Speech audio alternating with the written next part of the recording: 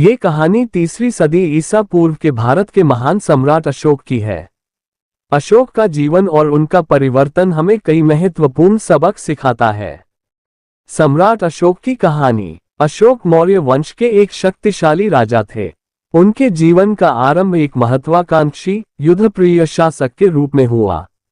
उन्होंने अपने साम्राज्य का विस्तार करने के लिए कई युद्ध लड़े।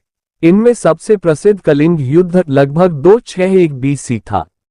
कलिंग युद्ध में लाखों लोग मारे गए और हजारों घायल हुए। युद्ध के बाद अशोक युद्धभूमि पर गए और वहां का मंजर देखा।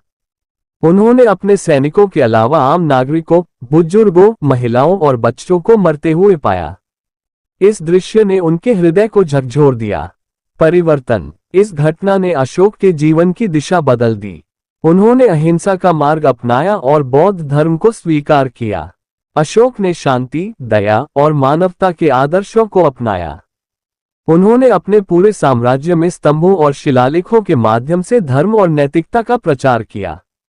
इन स्तंभों में लिखा होता था कि हर इंसान को सत्य, करुणा और अहिंसा के मार्ग पर चलना चाहिए।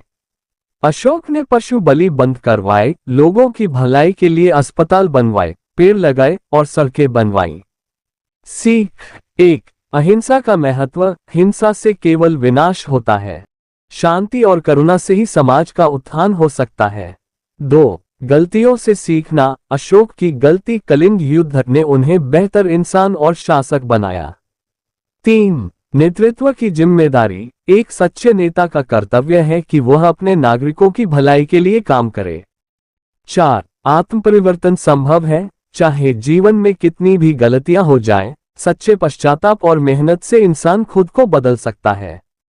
सम्राट अशोक का युग। अशोक का शासनकाल 268 BC से 232 BC तक था। उन्हें इतिहास में धम्म का राजा कहा गया। उनके प्रयासों ने भारत ही नहीं बल्कि पूरी दुनिया में बौद्ध धर्म के प्रसार में अहम भूमिका निभाई।